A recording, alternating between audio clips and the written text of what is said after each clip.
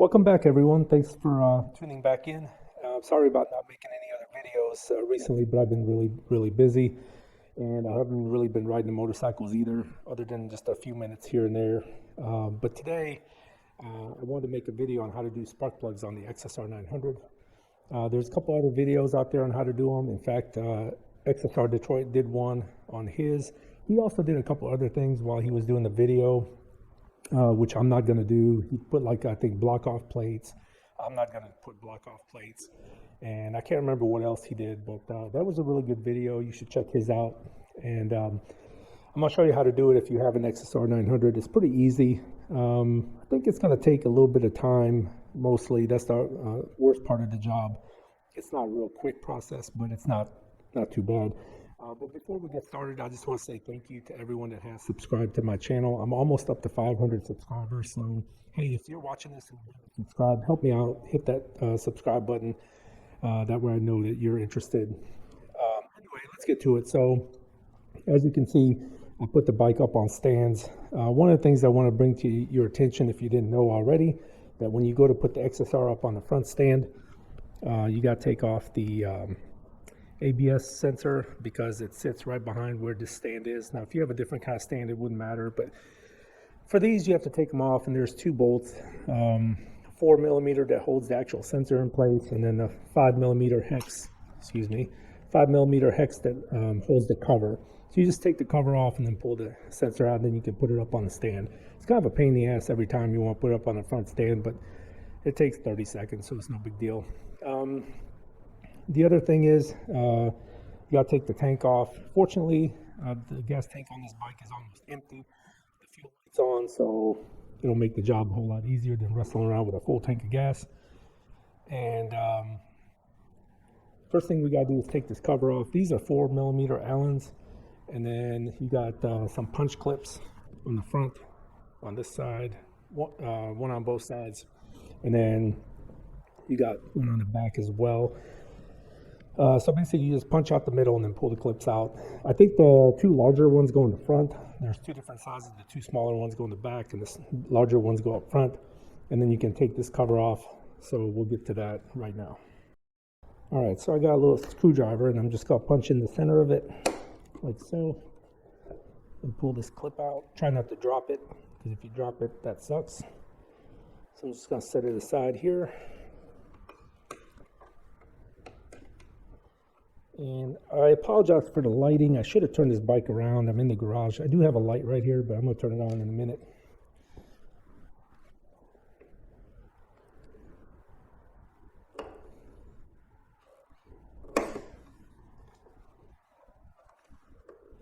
By the way, while I was doing this, I was trying to put the GoPro into this chest mount. And lucky me, I broke the door to the video port, snapped it right off. So thank you to me. That's one more thing I'm going to have to buy, because now it's no longer waterproof. Lovely, huh? Okay, so then we'll just buzz these bolts out. These are all the same. Again, they're 4mm Allens. And be careful not to lose these washers.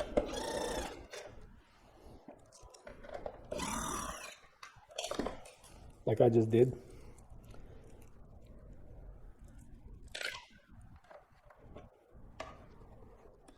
So all 6 of these need to go. Excuse me while I pick up the one washer I dropped. All right, and then we take this cover off. We'll put this to the side. By the way, there's my lovely RSV4. It's going to serve as a table for right now. And then you got to watch out for these tank covers, because you don't want them to fall off and damage your bike. And I can't remember if there's a clip. Oh yeah, it's just a clip on the bottom, a little hole that fits on this little thing that sticks up. Let me see if I can turn the light on so you guys can see.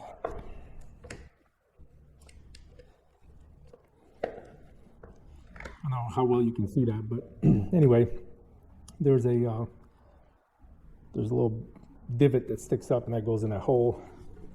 And there's the right side. So we'll set this aside. Hopefully it won't fall.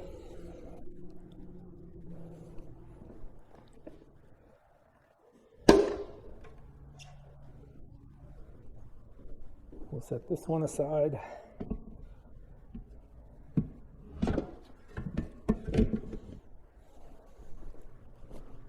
Okay, now let's see what we got. Looks like we got a couple screws on the side here. Let's see what size that is. Maybe, might be a 4 as well.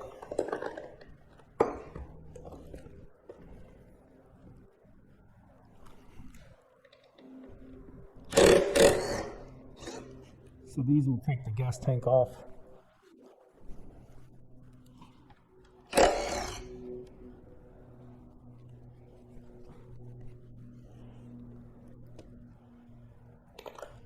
We'll just put that in there. And then on the bottom side, or here, right there, there's a, I don't know, what is that, a 14 millimeter, I think, bolt. You just take this one off.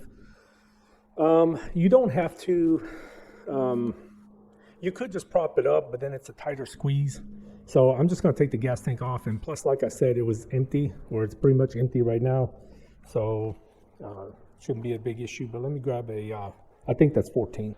All right, I stand corrected. This is a 12 millimeter. So we'll just take this off.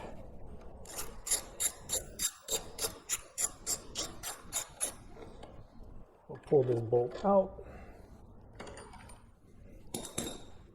And a couple other things we got to do. So under here, there's a, let's see if I can show you better.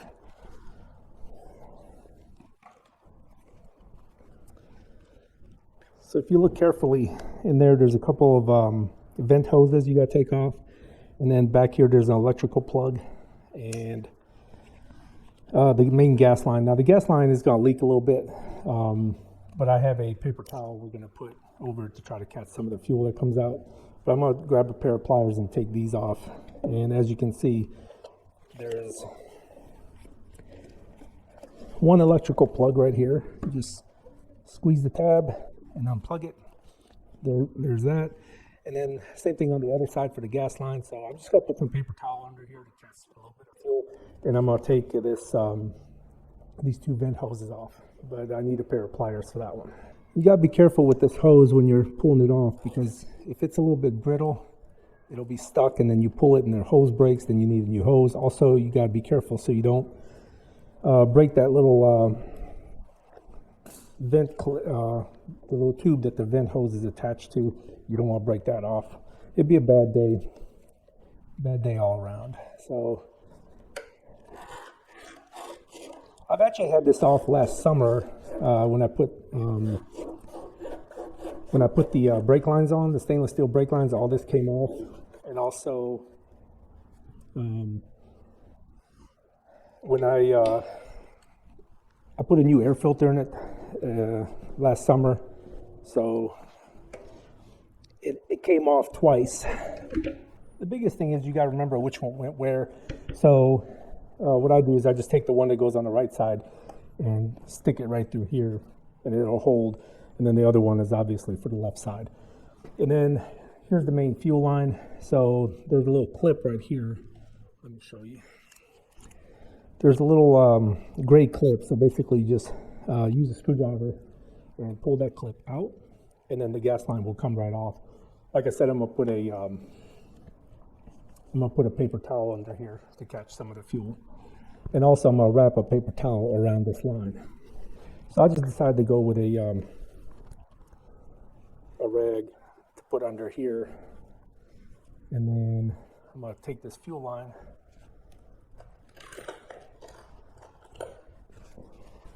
just gotta pop this clip.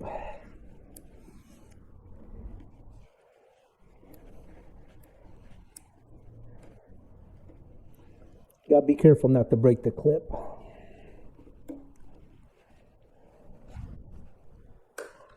And then the fuel line should come right off in your hand.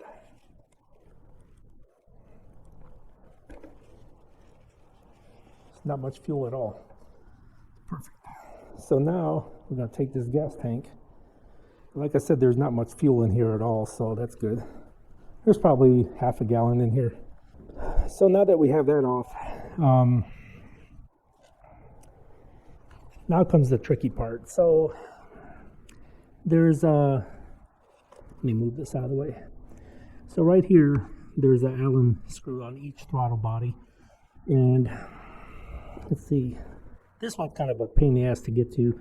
These two aren't bad. You got to loosen those up. And then there's two Allen heads on this side. I think these are 5mm.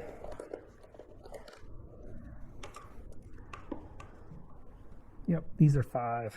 So we'll just loosen those up. And these other ones, let me just double check here.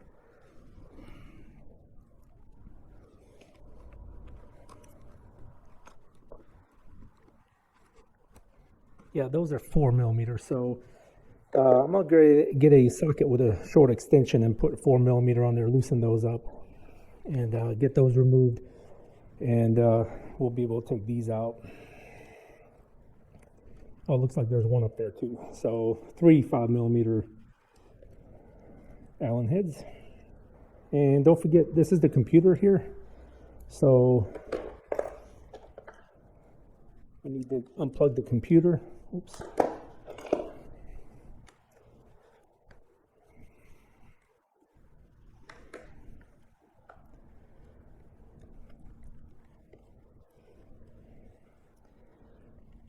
All right, so there's that one.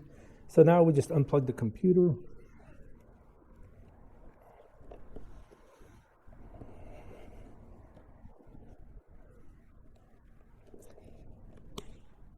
There's a clip on the bottom. If most of you are familiar with it, it's just, you just squeeze that tab right here. Just squeeze that and it comes right out.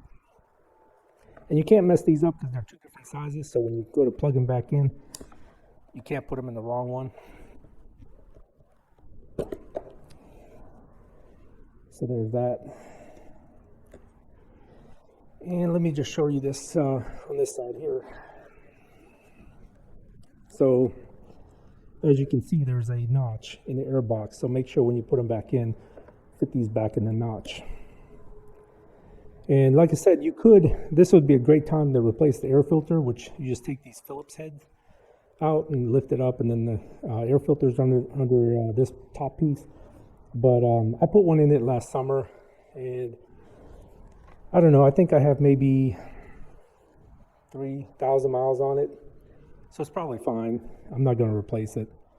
So let me just find a tool for these. These are 4mm, and then get those loosened up.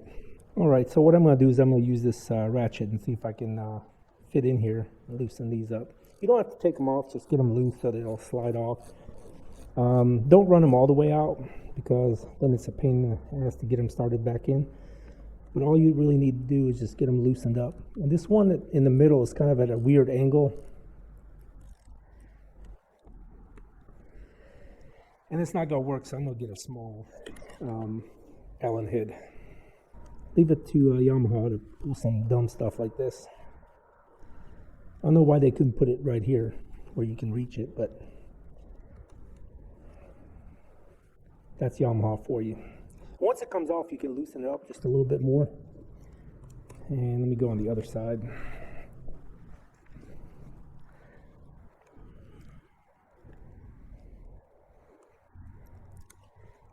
So you can actually loosen these up a little bit once you take the airbox off, so that when you go to put it back on, you can it'll go on easier.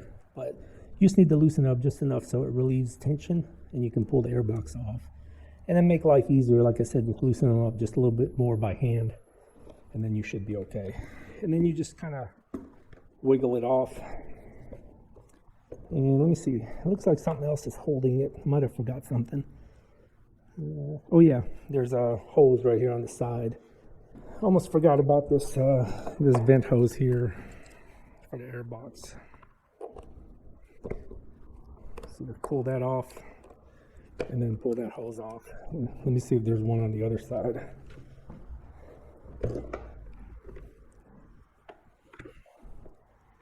Yeah, I'm sure there is.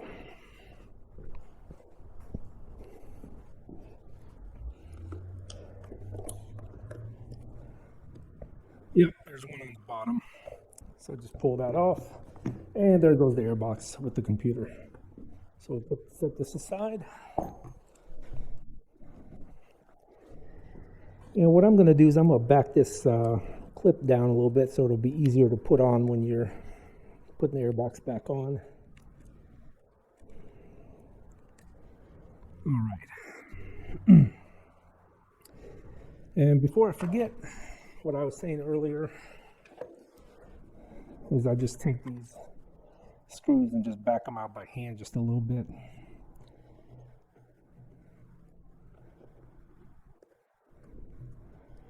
Just so it's easier to get back on.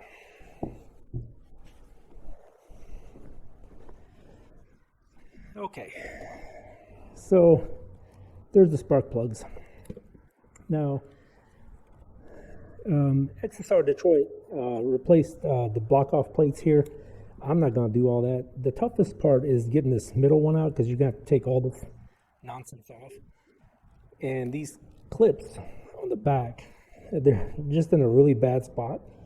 Why does Yamaha, if anybody is watching that works for Yamaha, please tell me, why did you have to put the clips on the back side? Why didn't they put them on the front? Makes no sense. But anyway, as you can see, this top one goes to the airbox, and then this one from the top of the valve cover, I think that's the valve cover, yeah, goes to the bottom of the airbox. So what I'm going to do is I'm just going to move it out of the way because it's going to be in my way. So what we got to do is take this whole shindig off of here, and I'm going to try to wrestle these clips somehow. Don't know how, but I'm going to get them. This one's probably not so bad, but this bottom one here, that one might be a pain in the ass, but we'll see. And then there's a clip right here, electrical connection. Not sure what that goes to, but we'll figure it out. Anyway, so I'm going to set this light right here just for so I can see, and hopefully you guys can see. But let's get this on wrestling. Excuse me for any curse words that might come out. Well, there's one hose successfully off, so we'll just remember this is the top hose. And now what I might do is I might reach in from the side with a pair of long needle nose and try to get this clip off. Let's try that, see if it works. You know, I'd like to think that there's some logical explanation to why Yamaha would do some stuff like this, but you know, engineers, they might be pretty smart at designing something as far as making it work, but they definitely don't keep in mind that someone's going to have to work on this thing, and I don't think they care, to be honest with you. I think all they care about is making it work. As long as it works, that's all they care. So, all right. So now that that hose is off, this piece will rock back and get out of our way. I'm not even going to take the other side off. As you can see, it gives us full access to that center spark plug here. So that's fine by me, as long as it works. Sometimes, you know, like on a car, like on a Honda or something, Toyotas, there's a bolt that holds these boots on, these coils. Sometimes there's like a piece that sticks off of it to hold it in. These don't seem like they have any of that, so we're good to go. And you know, if you watch my previous video, and I'm sure my friend John is watching this, he had a little mishap with his FGR1300. If you haven't seen that video, it's pretty interesting. Go back and watch that. He dropped a shim down into the engine, and one of the things I told him was that obviously he's not a mechanic because he would know better and to cover up any dangerous places where you don't want to drop something. So therein lies the throttle body here. So granted, I'm not dealing with small screws and things like that, but I still don't want anything to go down in the throttle body. Even though the flapper valve is closed, still don't want anything to go down in there. So I'm going to take a couple pieces of paper towel and stick them in here just to keep anything from falling in. So as a lesson for everyone, and John, if you're watching, note to self, anytime you have something that stuff can go down into and you don't want to go down in there, make sure you cover up the holes. All right, so let's get to it. Let's get a socket wrench and see if we can get that first spark plug out. All right, so for those of you that don't know the original part number, this is an NGK iridium spark plug, and it's CPR9EA. There's a little number 9 under it, NGK. So this is the one you need. So it's just deep enough that this, what is this, 2-inch extension, something like that, goes all the way down into the hole. So I'll put this swivel on here. As you can see, the swivel is on it right there. So now I'm just gonna put the ratchet on there and try to get this thing out of there. And it'd be nice if I could hang. Oh, there we go. Can hang that light right on my ram mount. We'll get this magnet. So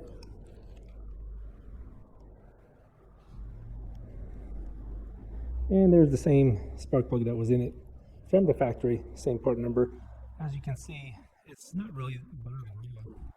It's actually pretty clean. Probably could have went a lot longer. So this thing requires spark plugs at 16,000 miles. I think I got like maybe 13 on it now. I forget.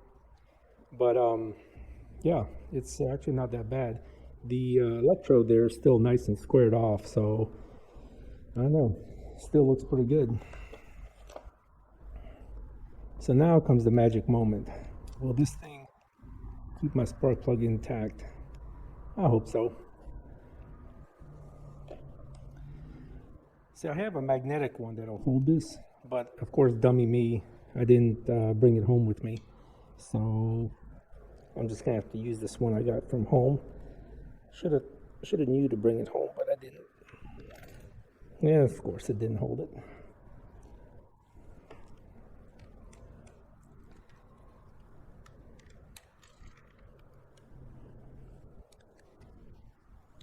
Let's try it again without this swivel.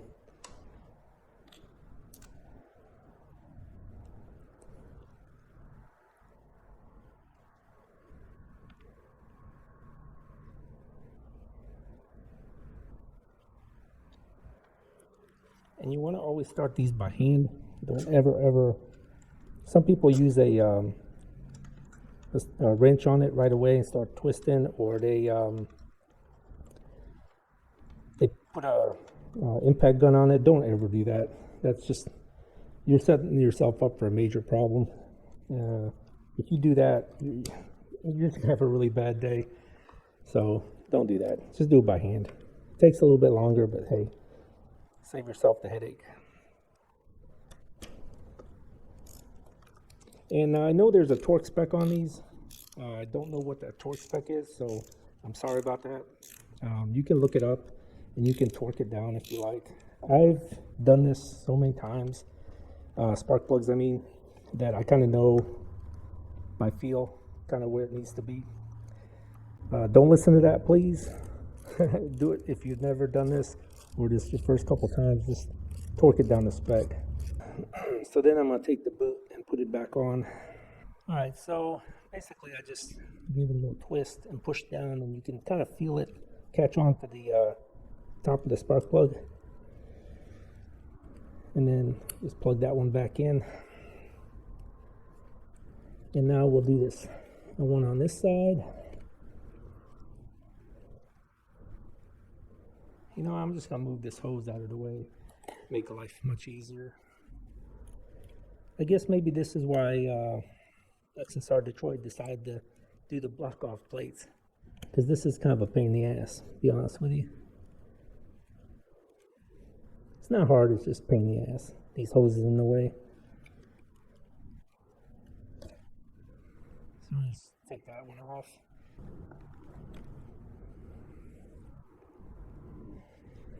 All right, so we'll take that boot off.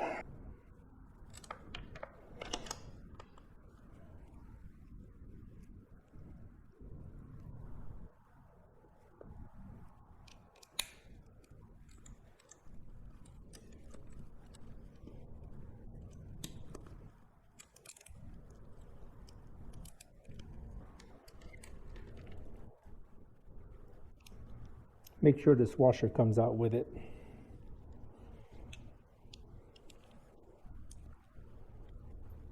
And ladies and gentlemen, this is a good time to take a quick drink break, so I'll be right back with you, okay? Okay, so the new spark plug, let's see if I can get it to go in there without dropping it. So like I said, they make these magnetic spark plug sockets. They don't hold it much better, but of course I didn't bring it, so I'm just going to run it down by hand as much as I can. All right.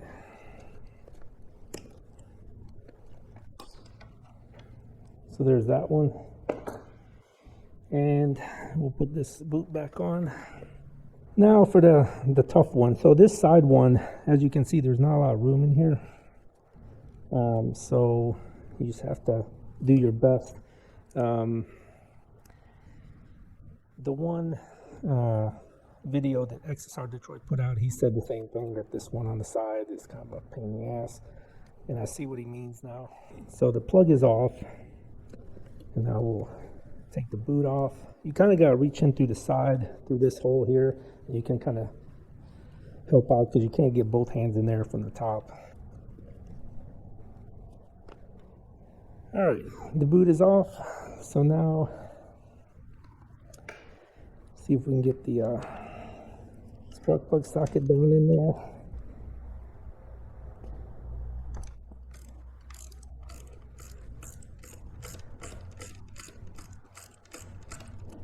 This is the one you have the least amount of room for, but it's doable. Not as many curse words as I thought. Now, this is where that magnetic socket really comes in handy, because now you got to try to not bang it around and let that spark plug fall out of the socket, but we'll see what we can do.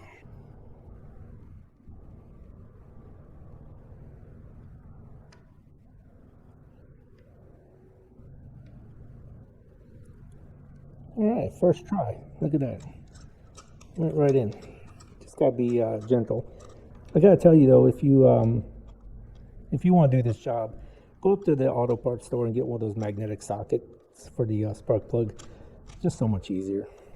It's only a couple bucks. The one with the rubber boot in there, that one actually sucks because the rubber boot will get stuck to the new one too, and then your socket will get stuck down in there. And that's always fun.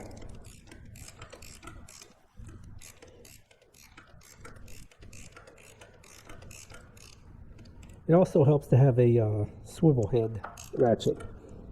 Now we grab this boot. Remember, on the left side, the electrical connection goes towards the front. All right, so that's plugged in. So now we can put this hose back on. Now we can put this other hose back on. Remember, this goes underneath, and then it goes on this side. This will be the hose that goes up to the air box. So YouTube, I'm very sorry. My GoPro battery died, and I wasn't paying attention that it was low on battery. So I don't know where I left off, but anyway, I put all the coils back on. I plugged them in, put the hose back on, just stuck it back the way it came.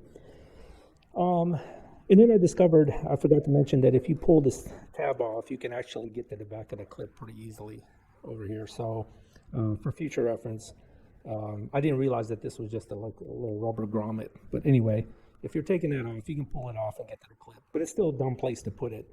So anyway, so now we just pretty much put everything back together and call it a day. That's pretty much all there is to it. These two hoses. We'll put the air box on, put these two breather hoses on. Make sure you tighten up the 4mm Allen heads for the throttle bodies. Remember, I told you have to unscrew them just a little bit just to make it easier to go back on. Make sure you do all that. Before you put it all back together, make sure your clips are in the right spot. Everything's plugged in. Don't forget about this plug for whatever the hell that is. It helps if you just put the block off plates in there and just do away with that whole nonsense. I didn't do it, but XSR Detroit did it. Not exactly sure what that does. I'd have to read up on it.